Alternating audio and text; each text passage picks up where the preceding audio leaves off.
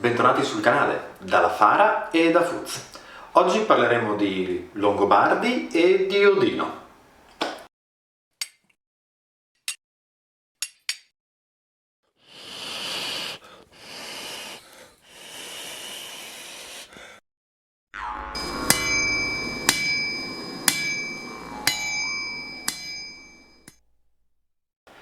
Come avrete visto dal titolo del video, in realtà la nostra idea è piuttosto chiara, ma prima di iniziare alcune premesse. Una, innanzitutto ci scusiamo per l'assenza nelle ultime settimane. Chi ci segue su Instagram e su Facebook avrà notato che siamo stati impegnati in eventi in stile pre-Covid. A metà settembre eravamo al Museo Archeologico di Grosseto, e per noi non è esattamente dietro l'angolo.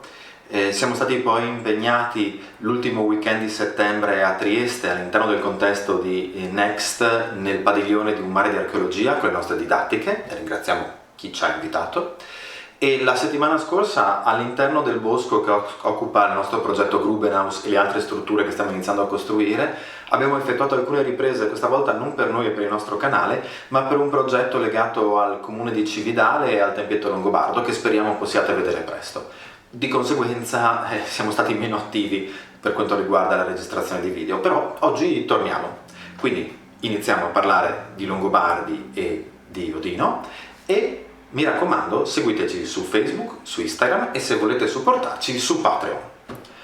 Ora, qualsiasi libro di testo introduttivo sui Longobardi avrà sempre la stessa dicitura, più o meno.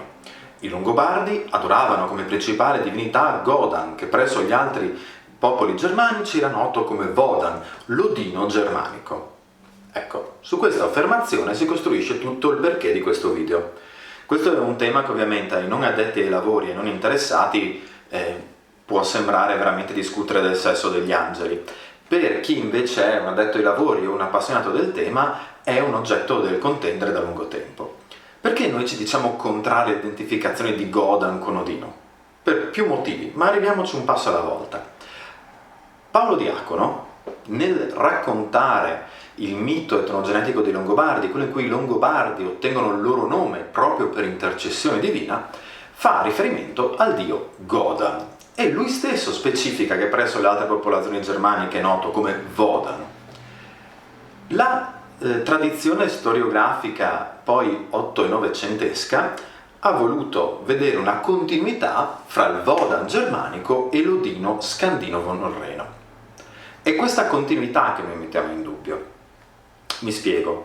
Noi non discutiamo la questione che dal punto di vista archetipico queste divinità rispondano alle stesse esigenze e che dal punto di vista linguistico l'evoluzione dei nomi vada a identificare una continuità.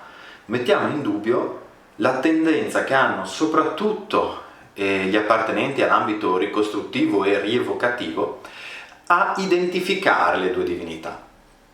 Perché? Godan è un dio delle migrazioni, è un dio che lo stesso Paolo Diacono riporta nell'VIII secolo parlando di eventi mitici, ma ambientati molto prima del VI secolo, diciamo fra il IV e il II, nella fase più arcaica della migrazione longobarda, in una zona che probabilmente doveva essere il bacino dell'Elba o del Danubio. Parliamo sempre di ipotesi. E parliamo di ipotesi legate all'invenzione di questo mito. Ecco, noi però per qualche motivo ci sentiamo in diritto di poter dire che quella divinità è la stessa divinità che troviamo citata nei testi islandesi del XIII secolo. La sentite la distanza fra i due punti? Ecco, quindi pur non mettendo in dubbio la matrice comune fra le due divinità, quello che noi mettiamo in dubbio è l'identità fra le due divinità. Voi direte, perché perdersi a spaccare il cappello su un argomento del genere? Per due motivi. Il primo, chi fa divulgazione e ricostruzione deve soprattutto puntare all'autenticità e avere rispetto verso la materia che tratta e quindi rendersi conto della responsabilità che ha. per molti, fra quelli a cui ci rivolgiamo, noi siamo il principale canale di informazione rispetto ai Longobardi. C'è chi non va a un museo da molto tempo, c'è chi non ha gli strumenti per approfondire autonomamente dei testi specialistici. Quindi quello che noi diciamo o i nostri omologhi dicono è per loro la fonte principale di informazione. Decidere quindi di dare un'informazione falsata per interesse, gusto o passione personale è ovviamente una mancanza di rispetto verso la materia e un rendersi non adeguati alla responsabilità che il nostro ruolo, anche se autoscelto, ci impone.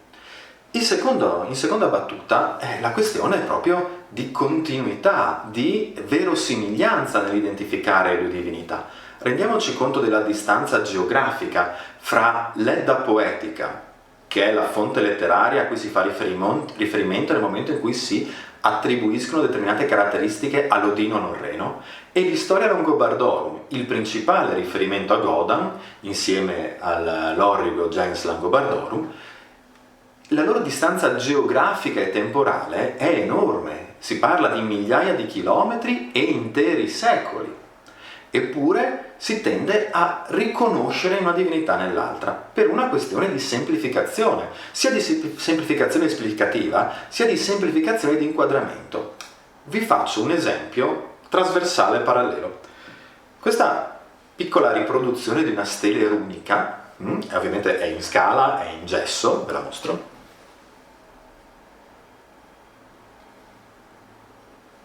È stata un regalo di un gruppo amico, Jutariar, un gruppo svedese specializzato nel periodo Vendel, i nostri colleghi e omologhi svedesi, con cui collaboriamo, spesso insieme ai Wulfedenas inglesi, in un triangolo barbarico che prende la Svezia, l'Inghilterra e il Cividale del Friuli.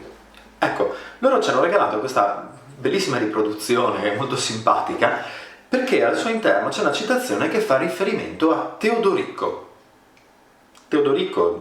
Teodorico da Verona, il re Goto. Ecco, la stela è del IX secolo ed è svedese. Secondo voi, per gli antichi svedesi che hanno inciso questa pietra runica, il Teodorico di cui parlano è lo stesso delle fonti storiche a cui noi facciamo riferimento oggi? O è lo stesso dei suoi contemporanei, quelli che l'avevano visto e ipoteticamente conosciuto?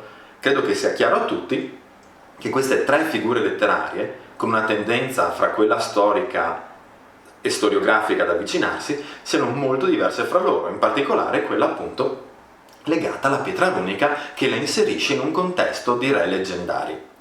Per qualche motivo però quando si parla di divinità pare che invece questa attenzione a sottolineare la continuità, certo, ma anche le differenze non venga presa in considerazione. Ancora una volta torniamo al perché della nostra attenzione a questa continuità o discontinuità. Perché ad esempio, parliamo per assurdo, prendere per enunciato assoluto il fatto che Godan e Odino siano la stessa cosa potrebbe portare in breve tempo gruppi di rievocazione longobarda, magari caratterizzati da una certa passione anche spirituale e religiosa che è estranea al contesto ricostruttivo della Fara, ma che per altri non è così, a inneggiare Odino durante i combattimenti, cercando una veridicità emotiva, esperienziale. Però di questo siamo sicuri che nessun longobardo avrebbe mai invocato Odino, ad esempio. Così, allo stesso modo, nel momento in cui noi utilizziamo il nome di Odino parlando di Godan, se fra l'uditorio c'è qualcuno che ha già una spolverata di mitologia norrena, ha letto l'Edda poetica o l'Edda di Snorri, che comunque sono testi basso medievali, vorrei ricordarlo, avrà automaticamente l'idea che il dio principale dei Longobardi fosse un monocolo con due corvi sulle spalle, due lupi, una lancia. Certo, ci sono degli elementi che fanno propendere per la continuità dell'archetipo. Un esempio: la lancia di Odino è Gugnir, una delle famiglie regnanti longobarde, anche semitiche, viene definita, anzi uno dei re viene definito come appartenente a ex genere Gungingus, e quindi viene identificata il fatto che, come capita per molte famiglie regnanti altomedievali, si ipotizzi una discendenza dal dio principale. Noi non mettiamo in dubbio la continuità dell'archetipo. Noi mettiamo in dubbio il fatto di assimilare Godan e Odino e di mandare un messaggio sbagliato al pubblico che ovviamente si trova facilitato a immaginare la divinità principale longobarda come la divinità principale vichinga, tra l'altro comunque riferita a fonti molto molto tarde anche rispetto al contesto vichingo. Ecco perché alla domanda i Longobardi adoravano Odino noi rispondiamo no. Se avete qualsiasi dubbio su questo argomento o su qualsiasi altro, ovviamente scriveteci qui nei commenti, contattateci su Facebook o su Instagram. Vi ricordo che c'è sempre Patreon per supportare i nostri progetti, soprattutto quelli più laboriosi, come quelli del bosco con la Grubenhaus, le altre capanne, le strutture di lavoro. Mi sono dimenticato di ricordarvi che il 14 ottobre alle 17:30 presso l'ultimo mulino di Fiume Veneto terrò una conversazione sul tema i Longobardi, l'identità dei friulani. Ci sentiamo presto, speriamo prima rispetto all'ultimo intervento, e mandi!